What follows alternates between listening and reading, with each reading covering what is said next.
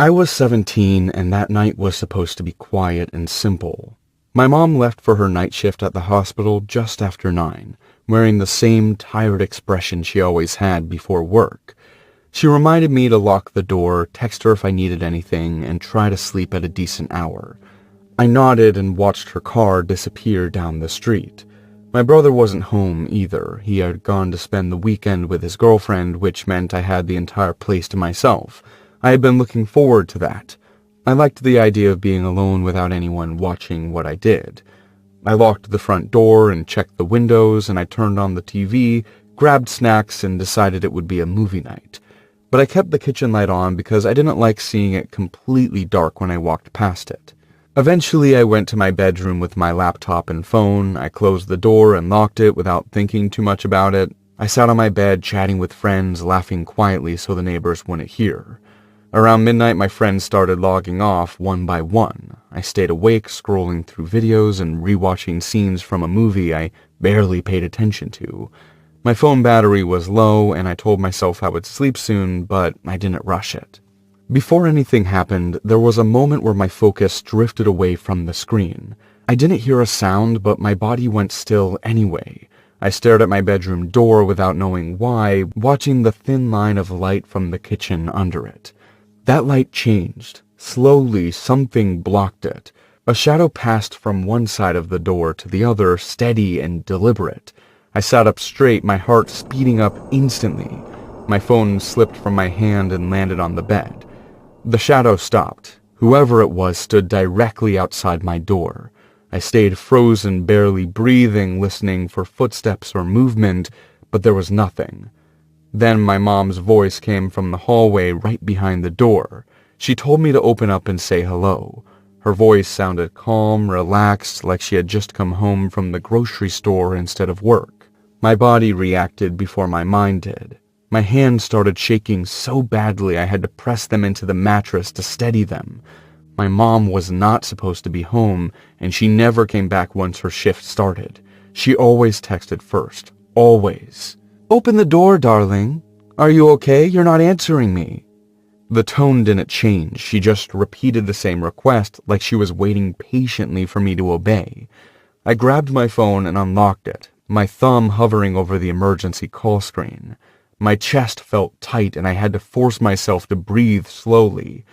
I stayed silent, hoping she would move away, hoping I would hear footsteps heading down the hallway. Instead, she knocked.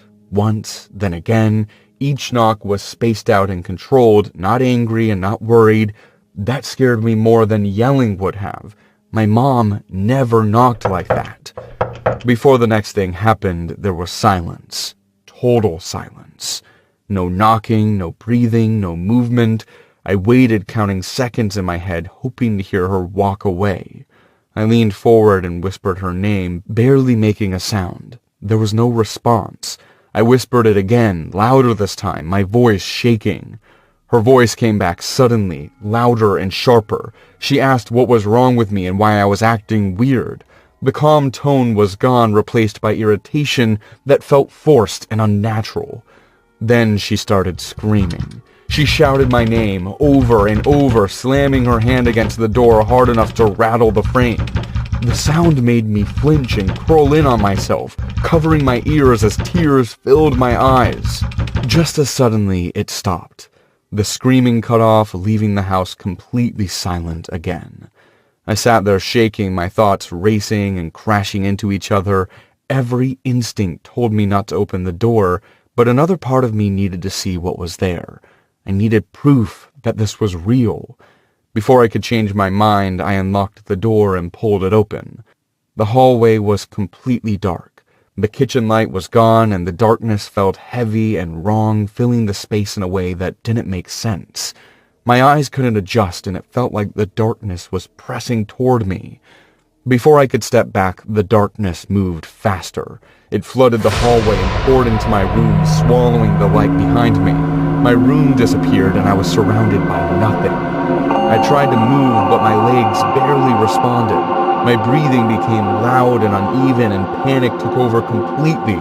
I forced myself forward, one step at a time, my hands shaking in front of me. Something screamed directly into my face. The sound was violent and overwhelming, and pain exploded across my skin. I felt claws tear into my arms, my neck, my face. I screamed and swung wildly, hitting nothing. I ran blindly, crashing into furniture and walls, tripping and falling until I slammed into my bedroom door. I forced it shut and locked it, flipping the light on with shaking hands. The room was normal again, but I wasn't. Blood ran down my arms and deep scratches burned across my skin. My shirt was torn and my hands shook so badly I could barely hold my phone. Before calling anyone, I listened. The hallway light was back on. Everything looked normal through the crack under the door, like nothing had happened at all. I called my mom, crying so hard I could barely speak. She answered from work, confused and scared, telling me she had never left the hospital and never spoken to me. She came home as fast as she could, and when she arrived, she found me sitting on my bed shaking and bleeding. She hugged me tightly and didn't let go. We checked the house together. Every door was locked, every window was closed. There was no sign of anyone else being there. The scratches healed, but the fear didn't. My mom stopped taking night shifts after that. She believed something happened, even if she didn't understand it. I don't stay alone anymore. Lights stay on all night, and my bedroom door stays open.